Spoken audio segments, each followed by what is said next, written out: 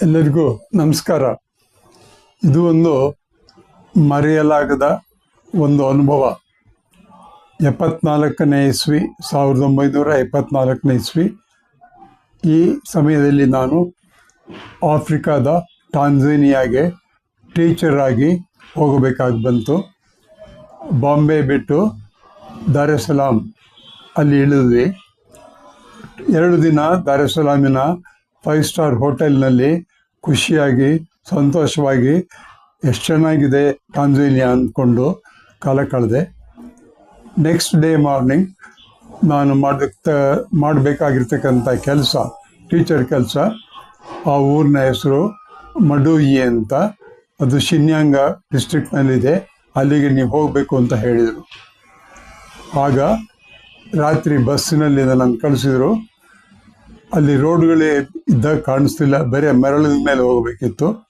ಮಧ್ಯೆ ಮರಳಿನಲ್ಲಿ ಬಸ್ಸು ಕೆಟ್ಟು ಹೋಯಿತು. 1.5-2 ಕಿಲೋಮೀಟ್ರು, 20 ಕಿಲೋಮೀಟ್ರ್ ಲಗೇಜನ್ನು ತಲೆ ಮೇಲೆ ಇಟ್ಕೊಂಡು ಮುಂದಕ್ಕೆ ಹೋದೆ. ಒಂದು ಸಣ್ಣ ಸಿಂಗಿಡ ಅಂತ ಒಂದು ಊರು ಸಿಕ್ತು. ಅಲ್ಲಿ ಒಬ್ಬ ಬಸ್ಸಿನ ಪ್ರೊಪ್ರೈಟರ್ ಇದ್ದರು. ಅವ್ರ ಮನೆಯಲ್ಲಿ ರಾತ್ರಿ ಕಳೆದು ಸ್ವಲ್ಪ ವಿಶ್ರಾಂತಿ ಮಾಡಿಕೊಂಡು ನೆಕ್ಸ್ಟ್ ಡೇ ಮಾರ್ನಿಂಗು ಅಲ್ಲಿಂದ ನಾನು ಹೋಗಬೇಕಾದ ಸ್ಥಳಕ್ಕೆ ತಲುಪೋದಕ್ಕೆ ಪ್ರಯತ್ನ ಮಾಡಿದೆ. ಅಲ್ಲಿಂದ ಶಿನ್ಯಾಂಗನ ಊರಿಗೆ ಹೋಗಿ ಅಲ್ಲಿಂದ ಒಂದು ಟ್ಯಾಕ್ಸಿಯಲ್ಲಿ ನಾನು ಮಾಡಬೇಕಾದ ಕೆಲಸವಾದ ಮಡುಯಿನ ಸ್ಥಳಕ್ಕೆ ಹೋದೆ. ಆಗ ಅದು ಏಪ್ರಿಲ್ ಸಮಯ. ಅಲ್ಲಿ ಮಕ್ಕಳಿಗೆ ಬೇಸಿಗೆ ರಜೆ ಕೊಟ್ಟಿದ್ದರು. ಆ ಶಾಲೆ ಎಲ್ಲಿತ್ತು ಅಂದರೆ ಕಾಡಿನ ಮಧ್ಯದಲ್ಲಿ ಇದ್ದಾಗಿತ್ತು. ಅದು ಅಗ್ರಿಕಲ್ಚರಲ್ ಶಾಲೆ, ಆದ್ದರಿಂದ ಅಕ್ಕಪಕ್ಕದಲ್ಲಿ ಏನೂ ಇರಲಿಲ್ಲ. ಶಾಲೆಯ ಆವರಣದಲ್ಲಿ ಸುಮಾರು ಒಂದು 60-70 ಟೀಚರ್ ಕ್ವಾರ್ಟರ್ಸ್ಗಳಿತ್ತು. ಎಲ್ಲವೂ ಬೀಗ ಹಾಕಿದ್ವು. ನನಗೆ ಒಂದು ಕ್ವಾರ್ಟರ್ನ ಬೀಗ ಕೈ ಕೊಟ್ಟರು. ಅದು ಕೆನಡಿಯನ್ ಅವರು ಕಟ್ಟಿರ್ತಕ್ಕಂಥ ಬಿಲ್ಡಿಂಗ್ಸು, ದೊಡ್ಡದಾದ ಬಿಲ್ಡಿಂಗು. ಆ ಬಿಲ್ಡಿಂಗ್ನಲ್ಲಿ ನನಗೆ ನೀವು ಇರೋದಕ್ಕೆ ಹೇಳಿದರು. ಊಟ ತಿಂಡಿ ಏನು ಮಾಡಬೇಕು ಅಂತ ಗೊತ್ತಾಗದೆ ಸುಮ್ಮನೆ ಕೂತ್ಕೊಂಡಿದ್ದೆ.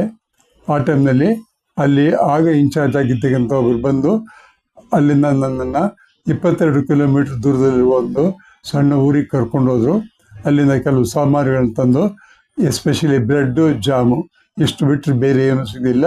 ಅದು ತಂದು 2 ದಿವಸಕ್ಕೆ ಇಟ್ಕೊಂಡೆ ಮನೆಯಲ್ಲಿ. ಸರಿ, ರಾತ್ರಿ ಆಯಿತು. ಮಲಗೋಣ ಅಂತ ಹಾಸಿಗೆಯನ್ನು ಬಿಚ್ಚೋದಕ್ಕೆ ಪ್ರಯತ್ನ ಮಾಡಿದೆ. ಅಲ್ಲಿ ಹಾಸಿಗೆ ನೋಡಿದಾಗ ಹಾಸಿಗೆ ಮೇಲೆ ಸುಮಾರು ಒಂದು 100-200 ಜಿರಳೆಗಳಿದ್ವು. ಅದಾದ ಮೇಲೆ ಕೆಳಗಡೆ ಭಾಗದಲ್ಲಿ 4 ಚೇಳುಗಳು ಕಾಣಿಸ್ತಾ ಇತ್ತು. ಏನೂ ಕಾಣಿಸದೆ ಹೊರಗಡೆ ಬಂದು ಕುರ್ಚಿಯ ಮೇಲೆ ಕೈ ಇಟ್ಕೊಂಡು ತಲೆ ಮೇಲೆ ಇಟ್ಕೊಂಡು ಕೂತ್ಕೊಂಡೆ. ಇದೇ ರೀತಿ 4-5 ದಿನಗಳು ಕಳೀತು.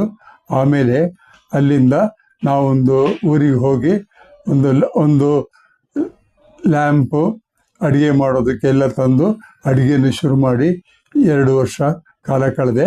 ಆದರೆ ಈ ಮೊದಲನೇ 10 ದಿವಸದ ಒಂದು ಅನುಭವ ನನ್ನ ಮನಸ್ಸಿನಲ್ಲಿ ಯಾವಾಗಲೂ ಉಳಿದಿರುತ್ತೆ. ಮನುಷ್ಯ ಹೇಗೆ ಬೇಕಾದರೂ ಜೀವನ ಮಾಡ್ಬೋದು, ಮನಸ್ಸು ಮಾಡಿದರೆ ಅಂತ. Thank you.